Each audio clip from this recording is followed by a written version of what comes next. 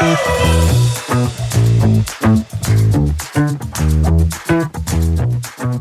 right, and welcome to Coder Radio. I am really excited today. I have Joe from Hotwire Native, open source projects. He's a contributor, and he just wrote a book about it that I just finished. It is super cool. This is, as you know, probably, I've done lots of podcasts in my life, like 14 years worth. And I will say that Hotwire Native, in this interview, is probably one of the things we've had on the show that I'm most excited about. I'm a little biased. It's both mobile and Ruby. So, we all know where my heart lies. But it is, I don't want to put words in Joe's mouth, but it is basically an approach to cross-platform, non-native mobile development that I've always thought this is like the way it should go. This is what it should be. The methodology makes a ton of sense, technically sound. You avoid some of the general annoyances of mobile. Good stuff. But before we jump into the interview, and I'm not going to hold you super long because it's a really good chat. Check that Discord. I know there's a lot going on in there, so check it out. There's tons of, let me see, I'll pull it up right now. What's going on this morning? They are talking about, Cloudflare. That explains why I had issues this morning. Apparently Cloudflare was down on today, the 18th of November. So see that? You find things out. There's a hiring channel, lots of job opportunities being posted. We've actually had a few hiring managers now start going into the hiring channel or devs at this place being like, hey, if you send me your resume, I'll get you a little in. I'll make sure you get past that AI-powered HR filter, which is something you should think about doing, right? We are going to have a Thanksgiving special and a combo feedback show. So if you want to have your feedback read, to send it to the show feedback channel in Discord. If you want it read anonymously, you can use the Fireside link on coder.show. You do have to tell me that you want to be anonymous. I will assume you don't if you don't. Also, for this one, I'm counting down some of our favorite open source tools of 2025, what we're thankful for. So if you have a nomination, you can throw that in the feedback channel too. Format-wise, I'm sure you've noticed we were doing a few little changes here and there, depending on... We might not have noticed because I'm not sure which order these episodes are coming out in. I got to look, save a bunch recorded. Yeah, so we're doing a couple things, trying to kind of loosen it up a little bit, not just straight interviews. But the interviews are still going to be there. They're still going to be the same length, probably 15 minutes long, 20 minutes maybe. And talking to some really interesting folks about potentially doing like partnered spots for charity for Christmas. So this is not like, somebody pays Mike to show their product. This is basically similar to what I do every year for Earth Day, a giveaway, but more interactive and hopefully, frankly, to get more kids a little more excited about this stuff and get them off goddamn Roblox. I mean, it's just that game. I just don't understand that game. My son loves it, and I try to understand. Like Minecraft, I understand Minecraft, but Roblox, I just don't get it. I'd rather he be working in Pygame. So that's maybe just me. All right, I'm going to go. Here's Joe. This is a cool conversation, and keep an open mind, Python people. I know, you guys are a little salty about Ruby sometimes, but and don't worry, I have a Python guy coming on soon. So yeah. And as always, Rustations, keep those claws away. All right, folks. Well, as promised at the top, I'm here with Joe Masilotti, the author of Hotwire Native. What is that? Hotwire Native is this... It's like the final boss of hybrid web frameworks for mobile devices. If you've used like Sencha Touch or Cap Capacitor, like all of those ones from the past, like this thing takes a web view, drops it in your iOS and Android apps, and just renders what's coming out of your server, and then gives you some fancy hooks to do some native code. So you get all this like awesome benefit of, all the stuff you've already built for the years on the web just works on mobile apps. You download it from the App Store, from Google Play, but you don't have to worry about like staying up with all of the latest React Native libraries and all of these plugins and stuff like that. Oh, wow. So this is kind of the dream, right? I mean, in theory, that means you don't have to update your actual IPA file very often on the App Store. Oh, man. Almost too far. So, Funny story. The first Hotwire Native app I ever worked on, I was working full-time for this company. We release our iOS and Android apps, and we don't touch them for almost 2 years. That Right? sounds like heaven. Right? Like the iOS app, the Android app, 2 years. And we're releasing features on the Rails side, the backend server that's powering these web views every week or two. Like we're a small team. We're only 2 developers. We're churning out features left and right. Finally, we got an email from Apple that's like, you got to update your app or we're going to remove it from the App Store. So we actually had to repackage our app and just hit submit again just to keep it in the App Store because Apple didn't think we were releasing any new features, even though the users were getting features every 2 weeks. You gotta appease the App Store review gods. Yeah, right. Exactly. I think we both have horror stories with code signing that we Oh my God. probably don't want to torture people with. I'll skip But so obviously Hotwire is a part of Rails. I know I'm getting in a little dangerous territory because not everybody who does Rails does Hotwire. Yeah, Hotwire. You think of Hotwire as like, okay, so Rails is you write Ruby on the back end to generate HTML. You Mhm. generate that HTML. It goes over the wire. It renders in the browser, like any backend framework does. Hotwire makes it a little more interactive. Adds some like JavaScript-like features without having to write JavaScript. So you can write some backend code to say, hey, when this happens, update this HTML blob with this new HTML. So you get this kind of like reactive feeling without having to Right. actually dive into JavaScript. You can just keep writing backend code. Interesting. So it's got to be real time then, right? So if I change something on the server and they, I guess refresh the view is not the way the user would think about it. In this case, they go to a different view. They're getting the brandy new stuff just as if they were just in Safari, let's say. Yeah. So the distinction there is like Hotwire, there's Hotwire for the web and then there's Hotwire Native. And Hotwire for the web is what gives you this like reactivity of you're looking at a page and all of a sudden someone updates the email you're looking at and something new pops in, right? Like that's Hotwire web. And then Hotwire Native wraps all of that in a native tab bar, native navigation bar, and makes it available to deploy that code onto iOS and Android app stores. Interesting. So is there any kind of platform specific concerns with this? I'll give you an example. You mentioned capacitor. I used to do a lot of Ionic, which of course was built on capacitor. Yeah, but you know what? That is the reaction everybody has. Yeah, right. Okay. The dream was, right, we're going to give these beautifully styled CSS controls, write your JavaScript, and it's going to look great, and we're going to auto-magically, let's say, handle the styling differences between iOS and Android, and that ended up almost never being true. Yeah, so Hotwire Native takes almost the opposite approach. It is straight up what your website is rendering. Like your mobile web view, your mobile, responsive web optimized HTML, CSS, that's what Hotwire Native is going to render for you. It does not try to make it look platform specific. It's actually an anti-goal of it to make it look like an iOS design. It's supposed to look like your website.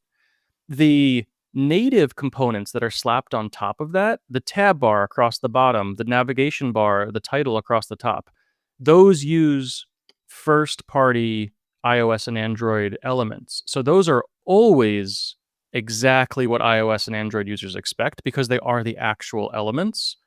Hotwire Native provides the hooks to add that and interact with your web view.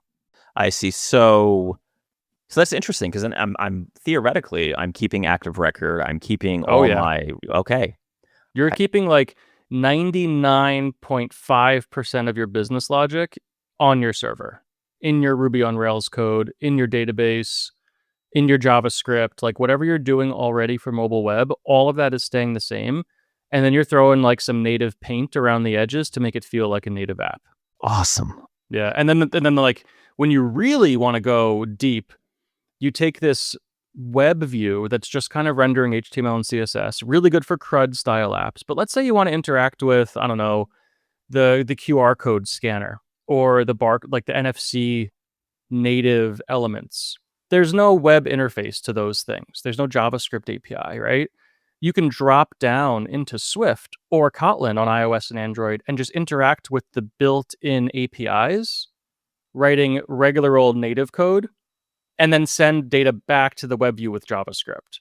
So you get full access to all of the underlying APIs and SDKs without having to worry about like Hotwire Native staying on top of it for you. You just write the code yourself. Oh wow. Okay, so there really is no. It's just whatever. It's as if I was writing one of my boring enterprise Rails apps. Exactly. Whatever I put up there, whatever voodoo I want to do in the CSS, that's what I'm getting. Mm-hmm. So is there any optimization for like, I don't know, things like notifications or? Yeah, there's some stuff that we're slowly bringing in some stuff to make it first party to Hotwire Native. I say we as one of the maintainers of the Sure. open source library. As of a few months ago, like you can build that native tab bar across the bottom without leaving the Hotwire Native kind of set of APIs. Oh, nice. Without having to drop down into, you still have to write it in Swift and Kotlin, but you're not writing like, the iOS code that would normally build a tab bar. You're writing the Hotwire Native code that builds a tab bar.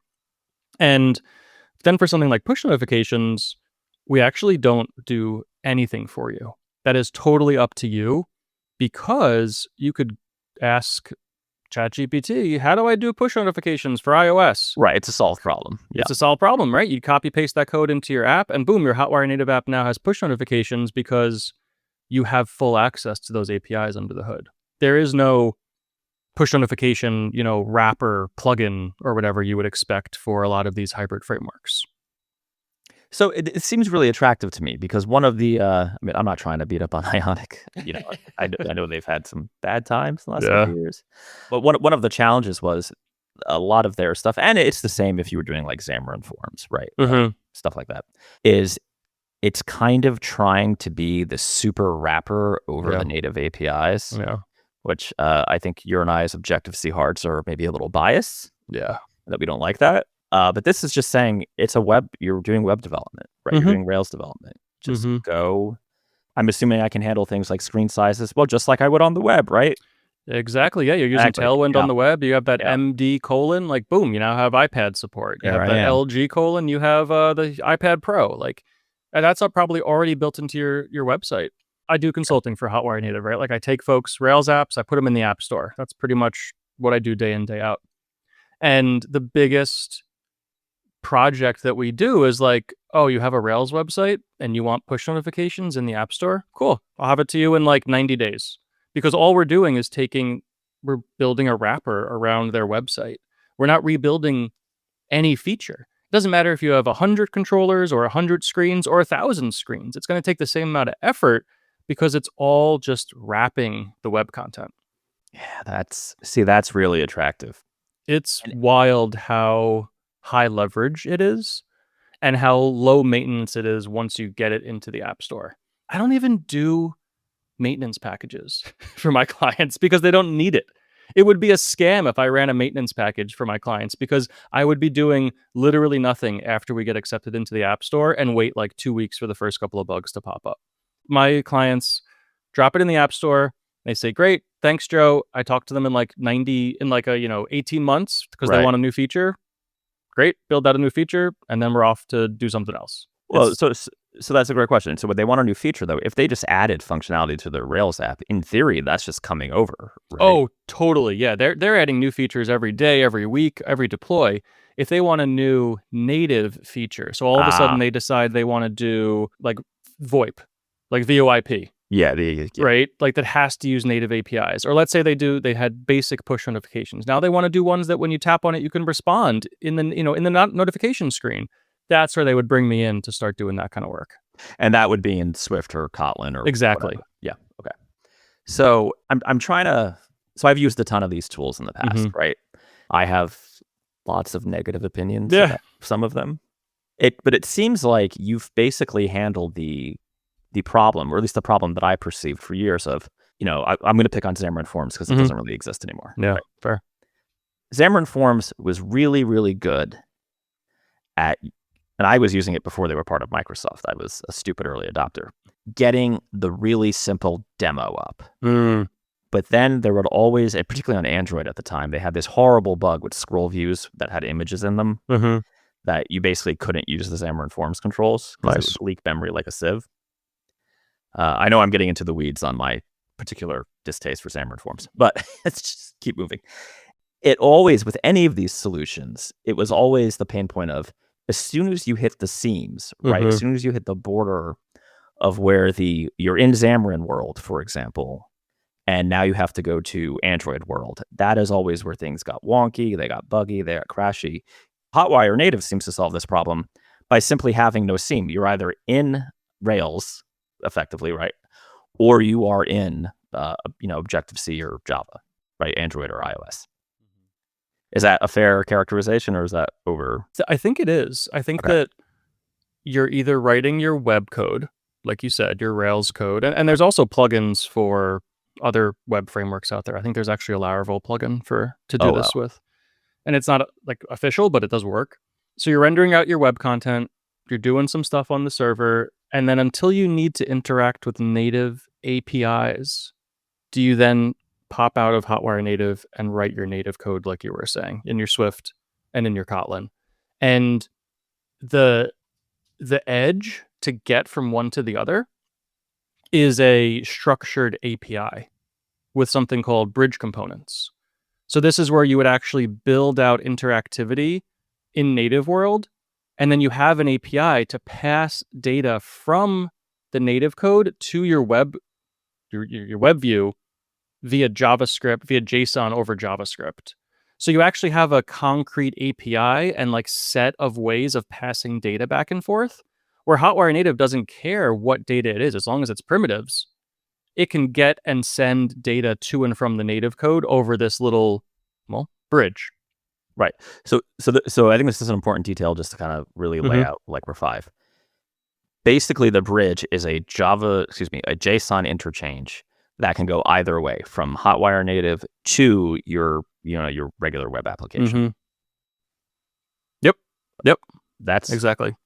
That solves that seam problem, right? Because it's effectively Ajax. I know that's an old-fashioned term, but yeah, and it's better than Ajax. It's better than Ajax. Doesn't say much, but it's better than Ajax because it's not actually going over the network. It's going through. It's almost instant because it's happening over JavaScript that's never leaving the client. Right.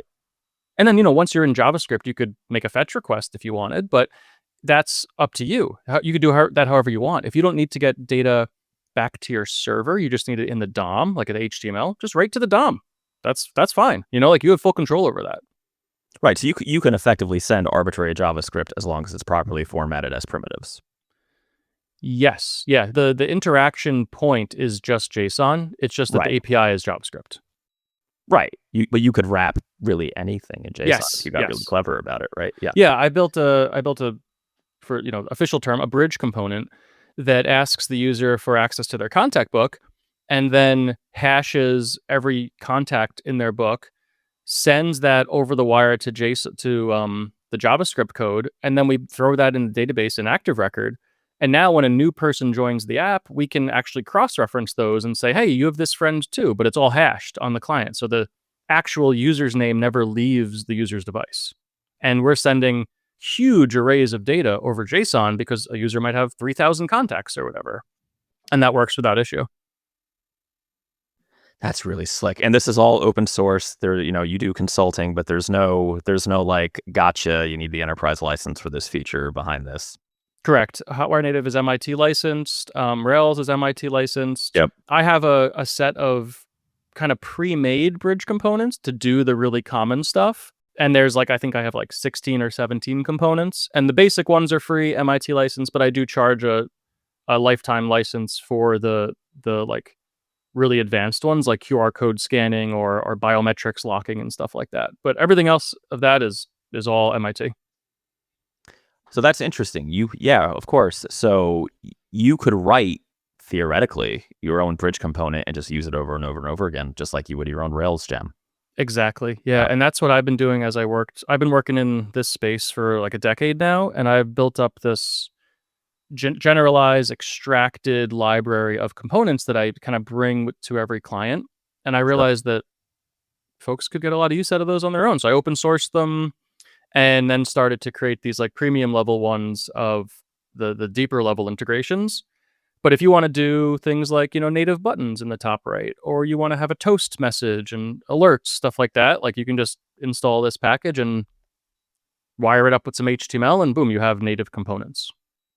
This is so attractive, man. This is really... Okay, so I used to work in I think it was Sencha Touch, to date myself, right? That was I remember that one. The hybrid framework that I cut my teeth on. And I came to it from being a native developer. I was iOS all the way.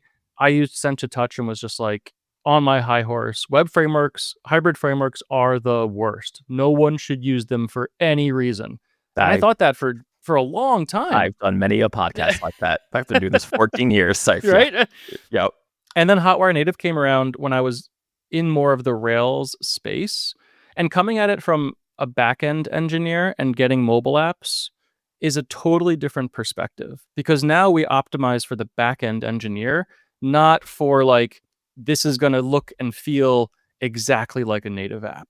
We're going to make this as the main goal is to get something into the app store. That is what the Hotwire Native framework is. And to do that, we make it as easy as possible for the Rails or the backend developer to build mobile apps. Which makes a ton of sense, right? I mean, my world is more like enterprise style development. And I got to tell you, I used to do a lot of the startup work that I'm sure you did when you were a native iOS developer, where, people were precious about the exact type of leather that they were skinning their buns with or whatever it was. I can think off the top of my head of just like, going into a potential client it really doesn't matter, right? Some enterprise that wishes they had a mobile app but doesn't want to pay, 40, 50 grand to even do a small job. Right. Be like, listen, we'll take your Rails app, 90 days. It's going to look like your existing app effectively. Yeah, exactly. Yeah. And once you get that kind of version 1 into the app store, you're free to start doing then whatever you want. Like if you want to change the design for the iOS and or the Android app, you can just do that from your Rails server, right? Like it's a user agent. You switch on the user agent and say, hey, we're going to apply iOS.css or Android.css. And now, or mobile, and all of a sudden now you can like totally customize that without doing any more deploys or repackaging, because it's still just fetching that from the server. Right. Or even progressively enable features, right? Let's say there's some app store guideline, but it's okay on Android. Well, look at the user agent. There you go. Exactly. Yep. Yeah. Joe, you blew my mind. I did read your book. I was a little skeptical after reading, because I'm like, this is the dream. Yeah. Right. This is, My Little Pony, Friendship is Magic Land over here.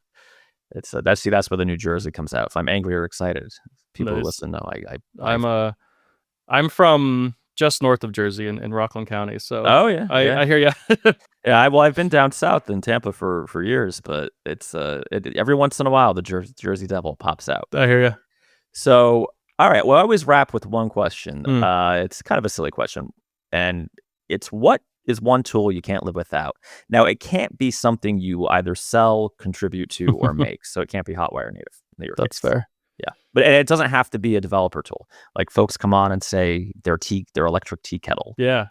Okay. So I think you can qualify it as a tool, but our family's e-bike, we have one of those super, like multi-$1,000, like you can throw 2 kids on the back of it. It's an electric bike. We just got a storm cover for them. So every morning, no matter how terrible the weather is out in Portland, Oregon, we can bike them the 1.5 miles to daycare and drop them off and then bike home. And it has just opened up so many opportunities for not driving a car. Yes. In a way that is like kind of blown my mind. Like it has a little case in the front. You could throw some groceries. We do grocery shopping on it. And it has gotten to the point where we use it so much that we'll get into our car and the battery will be dead because we haven't used the car in so long. Oh my God. I'm being lobbied very hard. We have a few kids, and the 2 older ones are pushing me on getting an e-bike. Yeah.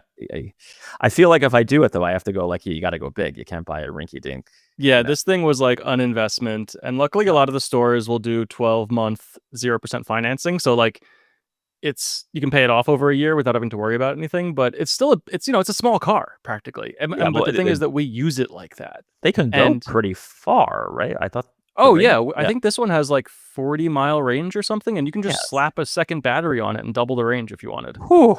Like done. Just like double your battery. It holds 2. That's super interesting. And we can throw our 4-year-old and our 1-year-old on the back, and 4 bags of groceries on the front, and we don't even have all the crazy bags on the side and stuff. You It's know what? great. You are the first e-bike person here, and I'm very intrigued because, especially if you live in like a small town where Hmm. there's community stuff, the pizzeria's there, the groceries there. Yeah, I could see it. Exactly. It's great. Highly recommend.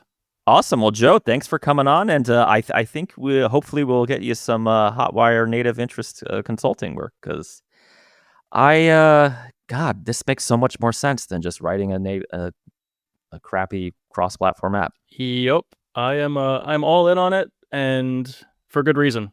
Yeah. I put a lot of apps in the App Store with it into Google Play. I use it for all my own projects, and I honestly couldn't think of writing like a fully native app ever again. Yeah, I don't think I will either, but I haven't in a long time. So, sounds Nice. good, man. Talk to you later. All right. See ya. Take it easy. Bye-bye.